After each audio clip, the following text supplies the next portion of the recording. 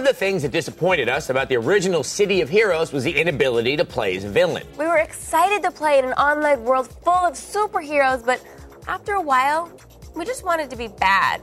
And now, thanks to this City of Heroes spin-off, we can be. Brace yourself for our review of City of Villains.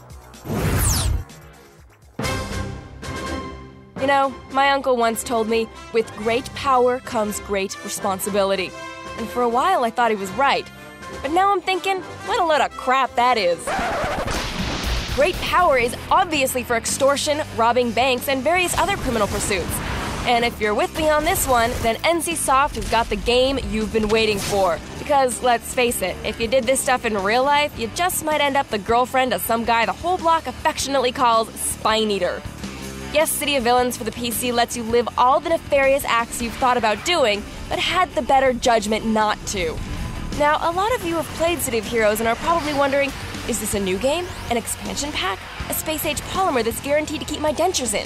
Well, it's really all those things, but in our humble opinion, the game is much better when viewed as a handsome life partner to City of Heroes. The basic game mechanics haven't changed in this incarnation of the super-powered RPG. You get to create your own supervillain and dress him up like your very own evil Barbie doll. From there, you choose from one of 5 new dastardly archetypes. Our prediction is that out of these 5, the Mastermind will be the villain of choice, simply due to the fact that you get to control spawned minions. Our little henchmen were ninjas. Yeah, you haven't really experienced true power until you tell a couple of ninjas what to do. Although, they're not the best and brightest of dark assassins.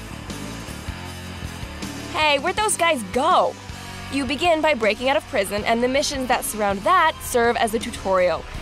Then you have to grind for a few levels on Rogue Isle, but after level 10, the game really opens up. Your contacts become more varied, and you're able to accept newspaper missions.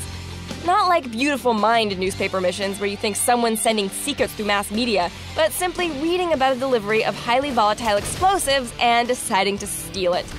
The world of City of Villains is slightly more refined than its predecessor. The streets and alleys have an organic feel to them, and the architecture is much more visually appealing than City of Heroes. The real reason you'll want to go out and get City of Villains is the player versus player content. Your villain can accept missions in one of several player versus player zones. Some of these zones are only for City of Villains, while others are shared with City of Heroes. You can see where this is going. Your Legion of Doom will finally be able to stick it to those prissy super friends. Just wait till I get my hands on that Apache Chief. The only drawback to the game is that it's not quite evil enough. I mean, honestly, without bloodshed or even being able to ruthlessly attack innocent bystanders, where's the fun in being a villain? Would it kill the game designers to let me hear the sobs of the family of my kidnapping victim as they open an envelope containing his thumb? No. Now that would be evil. We give City of Villains 4 severed thumbs out of 5. Do you want to send people severed thumbs? A gamer is useless without the thumb. You can think of no better blackmail tactic. Ladies and gentlemen, my co-host is a Bond villain. Ooh, I also have a flying hat that kills people. Oh, wow. Yeah.